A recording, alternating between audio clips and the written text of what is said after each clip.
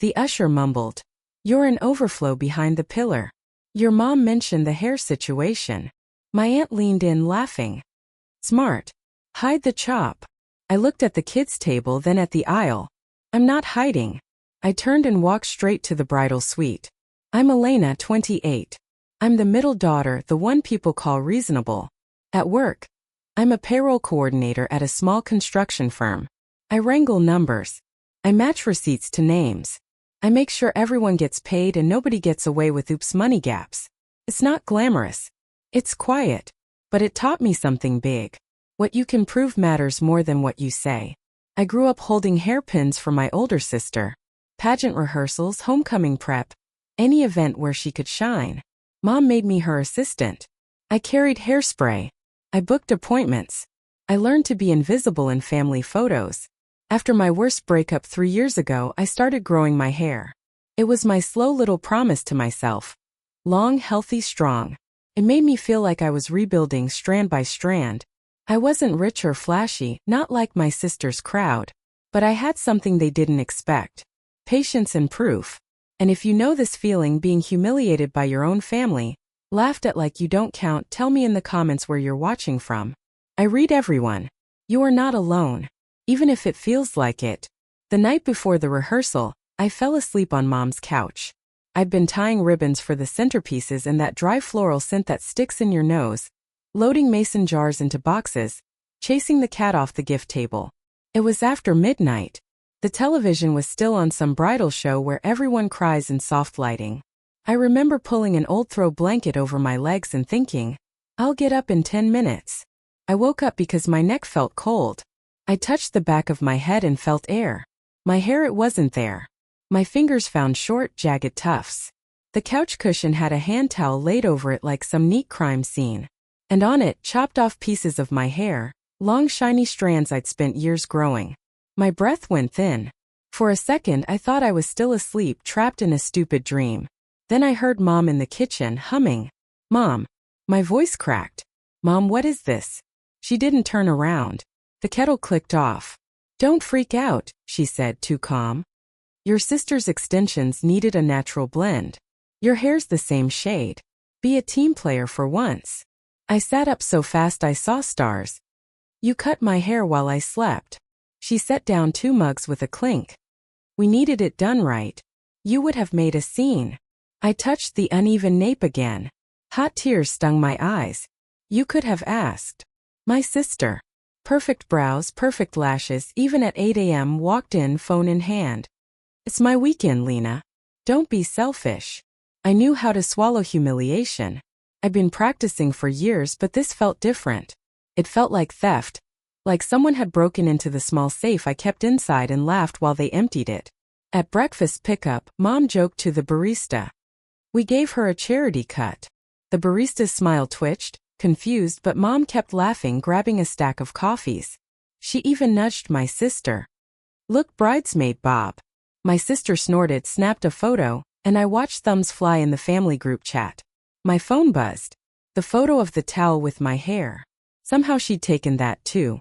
Laughing emojis, little scissors stickers. At least it matches her personality, someone wrote. I turned away so they wouldn't see my face. The sun was too bright when we stepped outside. Neighbors glanced up from their lawns. The whole street smelled like cut grass and car exhaust. I kept my chin level. I held the bag with blueberry muffins like it weighed 100 pounds. This wasn't a mistake. This was a message. You are useful. You are not valued. By the dress fitting, my heartbeat had settled into a steady, hard rhythm. Maybe it was good. Maybe it was fuel. I let the seamstress pin the waist of the satin dress while avoiding the mirror. The back of my head felt exposed like a map of uneven roads. Lunch at Finch, my sister sang, checking her watch. No time to waste. I followed the group to the restaurant door with my car keys in hand. The place had black and gold menus and the kind of bread people photograph. I was reaching for the handle when my phone pinged. No space. We'll bring you leftovers. I looked up through the window. My family moved like a school of fish, shiny and loud. The hostess handed them a big table. My aunt caught my eye and gave me a slow, pitying smile. I backed away. I sat in my car in the sun and tried not to sweat through my dress. The air smelled like garlic and butter. Laughter spilled through the restaurant's glass like music. I checked my phone every 10 minutes. The time crawled. After 2 hours they came out glowing and full. My aunt leaned down to my open window. "We'll box something." They didn't hand me anything. At rehearsal my aunt stage whispered, "With that hair, don't put her near the front." The coordinator flinched and handed me a smaller bouquet. "Your mom requested a change. Keep it minimal." "I'm still a person," I said too softly. "Act like one," Mom shot back without looking up from her clipboard. They laughed again when the photographer lined us up. My sister asked the stylist how to hide the chop and stared at me like a problem to solve. I breathed in out. I put my lips together hard so I wouldn't say something I couldn't take back. During a run-through with the venue manager, a woman with a sleek bun pulled me aside. "Quick confirmation," she said, polite. "Your card is on file for the decor deposit." "Yes, my card." I blinked. "Number." She turned her screen to me. "My name. The last 4 digits of my emergency credit card. The one I didn't keep in my wallet." I found Mom near the arch of flowers rolling her eyes at someone's shoes. "You used my card?" My voice shook. "You'll get points," she said. "Be grateful." "I am not paying for your wedding," I whispered. "Remove my card now." Mom's face hardened. "Try it and you're out of the photographs." For a second I saw my 12-year-old self holding bobby pins with sweaty palms, praying not to mess up. I swallowed. "Okay," I said. "Okay." I walked into the bathroom and locked a stall. I called my bank. I froze the card. Then I took photos of everything. The towel with my hair on the couch, the coffee shop counter with my mother's joking face, the email from the venue, the text about leftovers. I took a short video of myself in the mirror. The jagged edge on the back of my head, my voice small but steady. They cut my hair while I slept. In the hotel room that night, I found a pair of travel scissors in my makeup bag. I trimmed the wonky parts as best I could. Tiny uneven snips. Hair dust sprinkled the sink. I looked at myself for a long time. No tears. Just the quiet hum you hear before a storm. There's a thing about being reasonable. People think you won't act. They think you'll absorb the blow again and again and smile for the picture. What they didn't know was for 3 years at work, I've been the one who files contracts and check signatures. I've caught fake reimbursements and sneaky charges. I've listened to men say, "Oops, my bad," and then watched their faces change when I read the policy out loud. It's not glamorous, but it's a skill. It's a spine you can't see. I saved every bit of evidence. Timestamped photos, the barista joke on a short video, my mom's sharp laugh ringing through the foam cups, the deposit email, and the confirmation screen with my name, the text ordering me to be a team player. I wasn't building a case for a courtroom. I was building a mirror so they'd have to look at themselves. There was one more piece I didn't expect. At rehearsal, I saw the groom's sister, Danny, hovering near the edge of the aisle with a tight mouth. She didn't clap when the officiant made a joke. When my sister flounced past, Danny didn't lift her phone. In the hallway later, I heard her voice low and careful. "He's rethinking the money stuff," she told someone. "He wants clarity." I tucked that away. A crack in the perfect picture. I called Leah, my friend from college. She's a family law paralegal. She's held the shaking hands of people who gave away too much because they wanted love to feel safe. She texted back, "Come by the coffee shop at 9 o'clock. We sat at a corner table with a sticky sugar packet holder and a view of the street. I slid my phone across. Screenshots, photos. The card freeze confirmation. Leah's mouth tightened. "They cut your hair while you were asleep," she said, voice flat. "And used your card?" I nodded. "They think I won't do anything. They think I'm just background." Leah tapped her nail on the table. "If the groom is hesitating, a fair prenup could calm this whole mess. It could protect both of them from family interference, from money pressure. It takes the oxygen out of your mom's fire." "I'm not trying to break them up," I said. My voice sounded tired. "I just want the chaos to stop." "Then give him clarity," she said. "And give your sister a choice." That afternoon, I walked past the kitchen at Mom's house and heard her bragging to my aunt. The door was propped open with a bag of potatoes. "Once he's locked in," Mom said, We'll get on his accounts. I'll manage it. She's always been bad with money. I'll protect them both. Protect.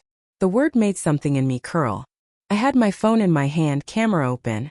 I recorded 8 seconds. Her voice was crisp, clear. We'll get on his accounts. I'll manage it. Leah helped me pull together a simple, balanced prenup draft on her laptop. Nothing sneaky, nothing cruel, just lines that made sense. Separate finances from extended family. Protect future earnings. Don't make big loans or gifts without both signatures. Clear boundaries. Clear respect. We printed it at the FedEx store near the highway. The pages felt solid and heavier than they were. Leah made me a folder. Wear something that makes you feel like you, she said. And if you don't feel like you, fake it. On the way back to the hotel, I stopped at a little boutique with sale signs taped to the window. In a discount bin by the register, a simple veil lay folded in tissue.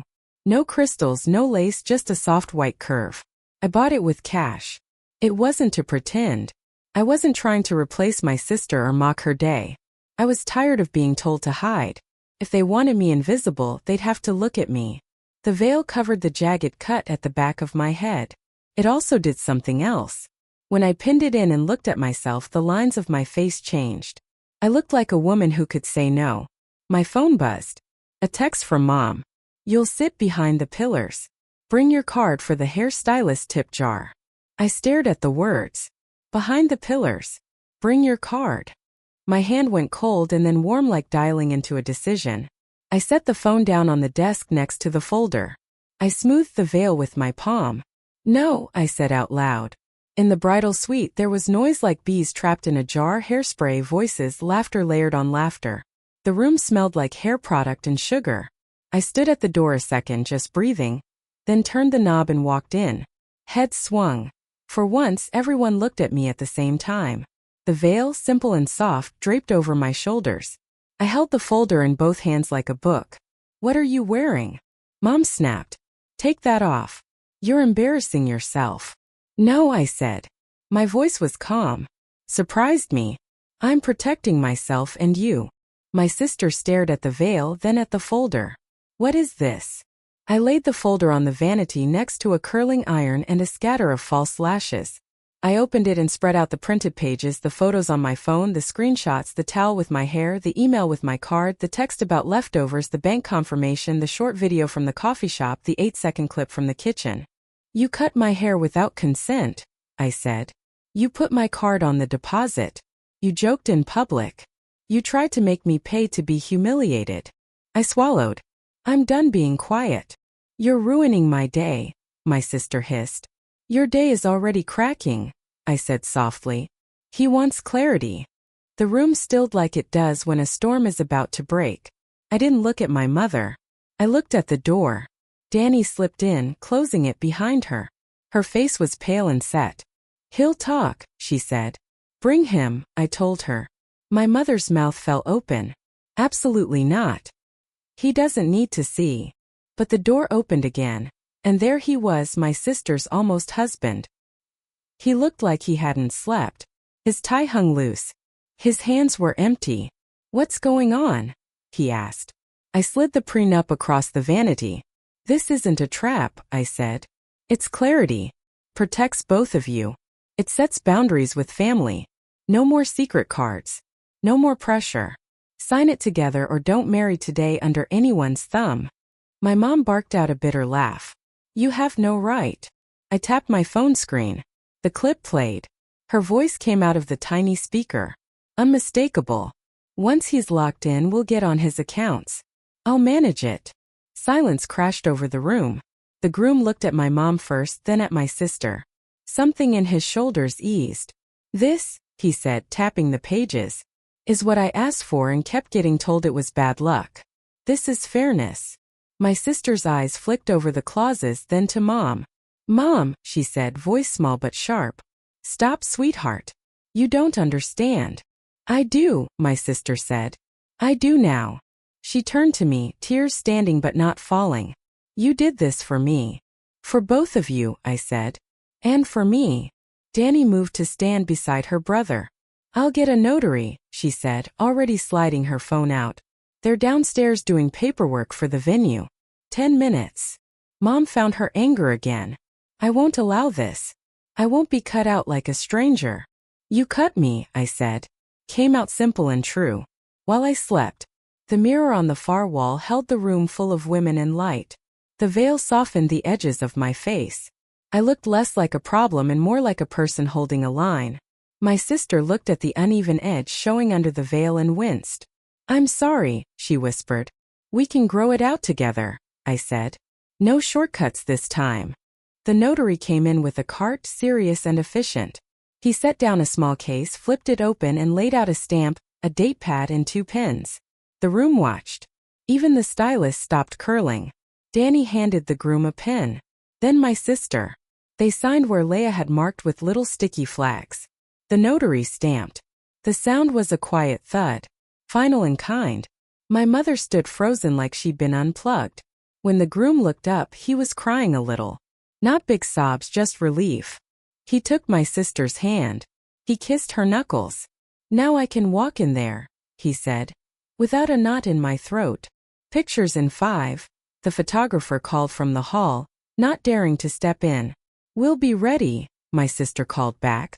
And for the first time that weekend, her voice didn't sound like a performance. It sounded like her. We filed out in a strange line.